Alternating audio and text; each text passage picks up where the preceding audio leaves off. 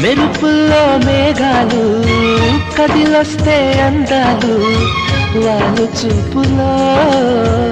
ఎన్ని ఆశలు చుక్కలకి చంద్రునికి చూపు చూపు కలిసింది చెక్కిలిపై పెదవులతో చిలిపి కవిత వెలిసింది సరసాల తోటలో